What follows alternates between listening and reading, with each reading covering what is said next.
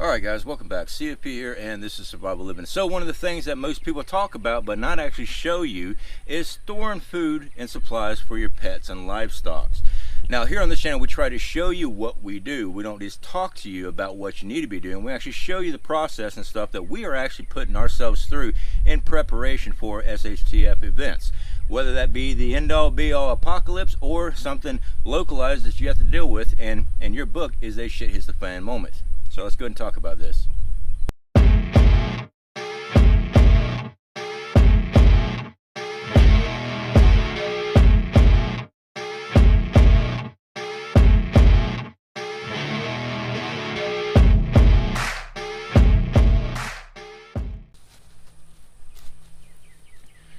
Alright, so as you guys know, we have rabbits. My wife has rabbits, pet rabbits. And a lot of people don't fully understand the difference between rabbits, house rabbits, which are known as fancy rabbits, between that and meat rabbits and wild rabbits. There's a huge difference in between the two. My wife has fancy rabbits. She has a mini Rex and a lion head. They don't eat the same thing a wild rabbit does. They can actually get sick and die. So they have to have a specific diet. So what we have for them, guys, we got a year's supply of pet food just for the rabbits alone. Now, we have rabbit pellets, which is basically alfalfa and Timothy hay compressed in little pellets. So these here are 25-pound bags. All right, that's what these larger bags are. We got these, and we also pick up these, I believe they're 10 pounds. Yeah, 10-pound sacks. We get these things at a local Walmart. We get them at PetSmart. We actually even order some online, just whoever's got it.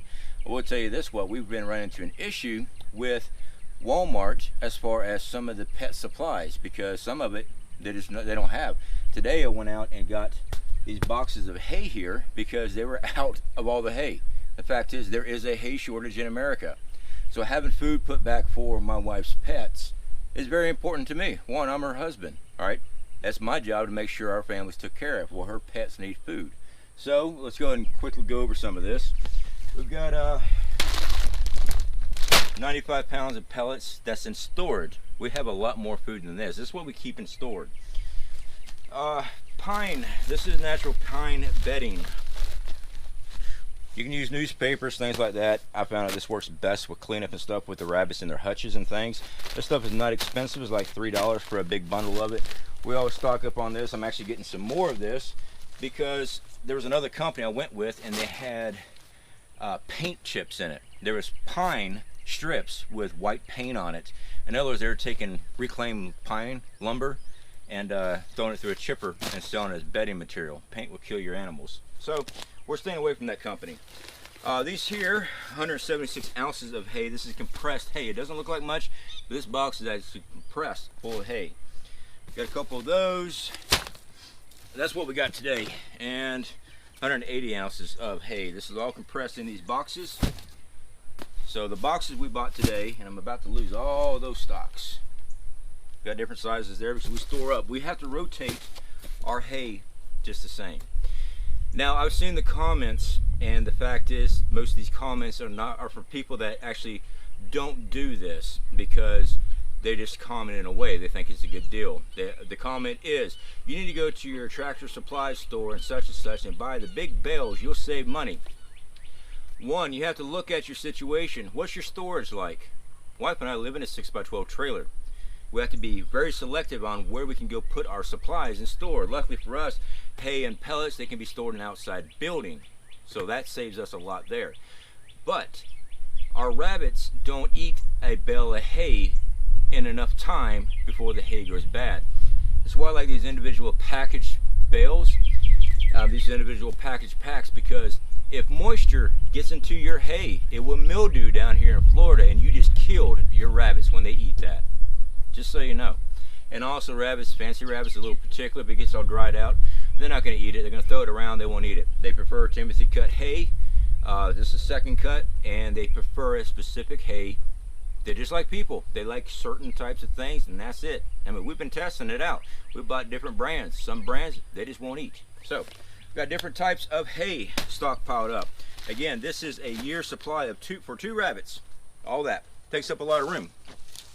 Now, as you guys know, we also or working with my brother on chickens and quail. There should be a clip right about.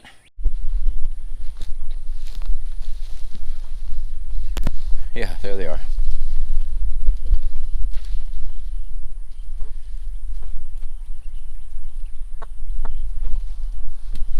Where you going?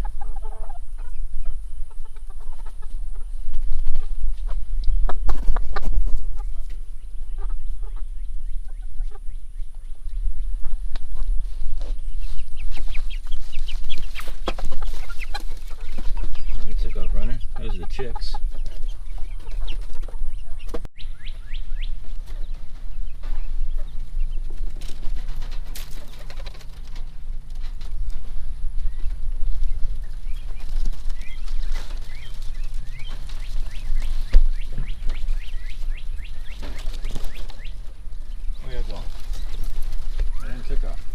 Scared of the camera?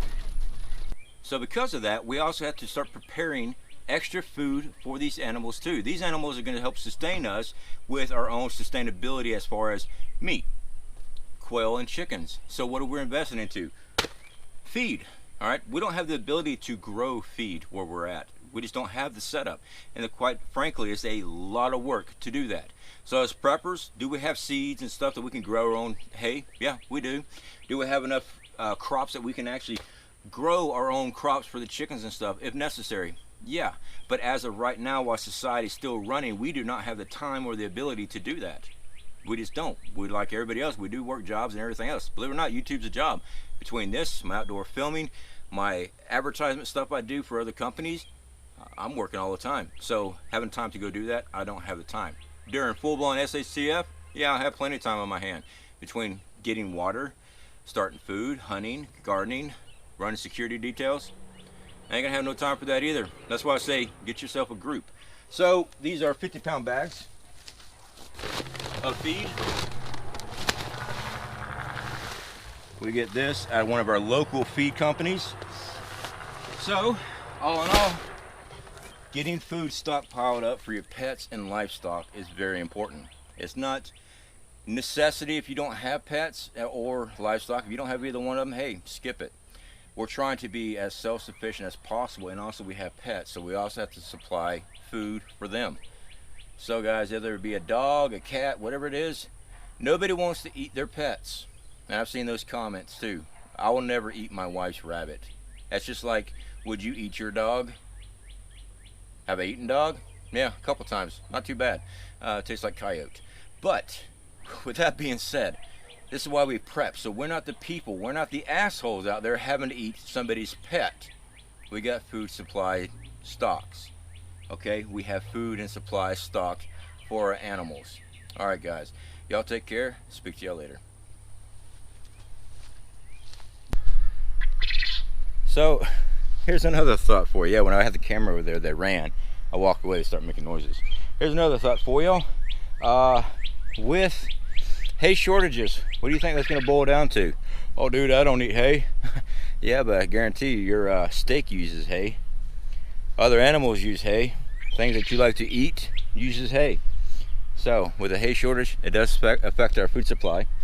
Right now, I'm over here in the garden. My brother's been taking control over this. I released the reins on it. We were both working on this together, but I'm doing more and more outdoor videos. I'm not home, so he has taken over the garden. It looks very, very good. He's got some projects on thinning some things out, and he's planning on moving some things around. But yeah, pretty good. So we're working on all kinds of different things, guys.